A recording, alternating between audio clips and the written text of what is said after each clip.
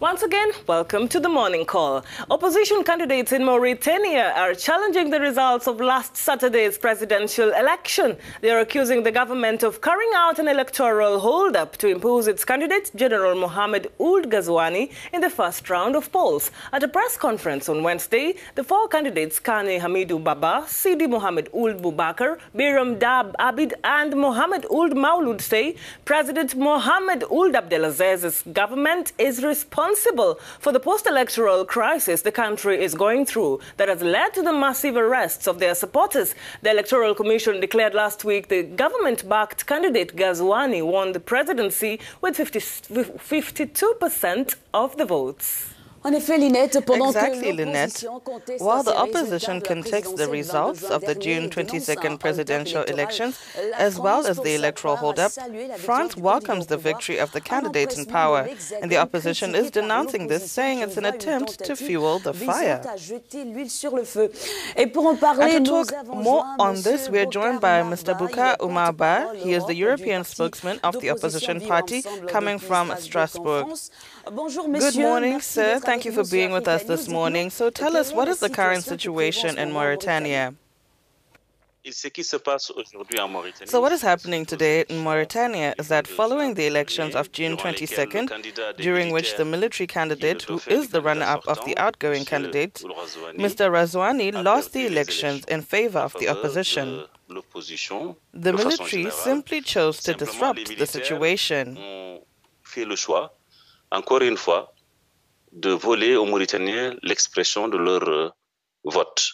Donc nous sommes dans une situation post-électorale. So today we are in an extremely tense post-electoral time, all the more tense as leaders have chosen to show their power by massively arresting foreign nationals and putting them in prison. En arrêtant massivement des ressortissants étrangers et toujours ceux de l'Afrique noire, en les mettant en prison, le ministre des Affaires étrangères. The Minister of Foreign Affairs yesterday summoned the diplomatic representatives of Mali, Senegal, and Gambia to inform them that they wanted their nationals to stop mixing with the demonstrators, though this has never been an issue before. The demonstrations were carried out by Mauritanians who are very unhappy with what has happened and who are fed up with this regime, the system, the racism that has been going on for 40 years.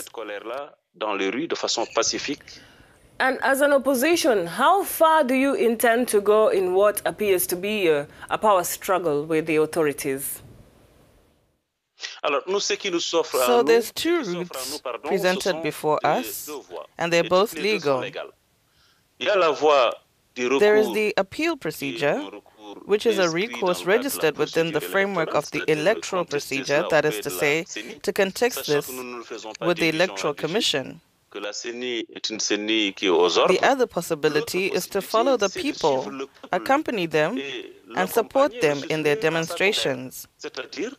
So it means we can contest the results, we can demonstrate, and carry out a real media and diplomatic offensive to make it known what is really going on in Mauritania, and to show the true intentions of the military regime, and to ensure that the international pressure is exerted on the supporters of this regime, so that they stop considering Mauritania as a toy.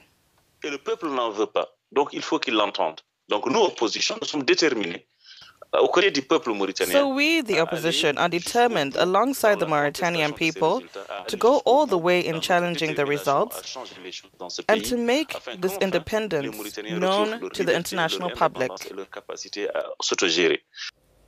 Monsieur Oumarba, un recours visant à obtenir So what do you recommend happen in this situation? Déposé devant le Conseil constitutionnel.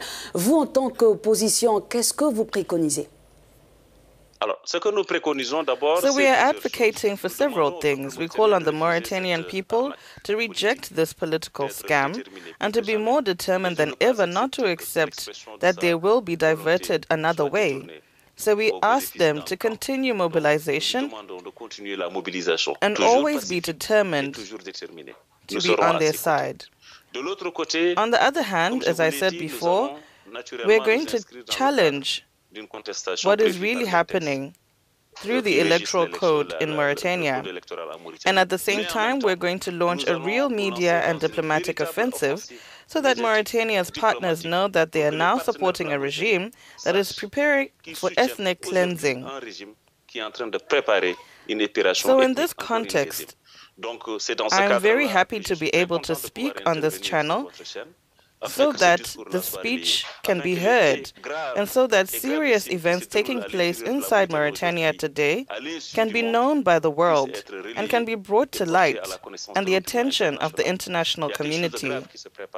Something crucial is being prepared, so the independent channels must be able to go through their correspondence and talk about what Mauritania can no longer tolerate. Pour que cela soit relié à l'opinion internationale.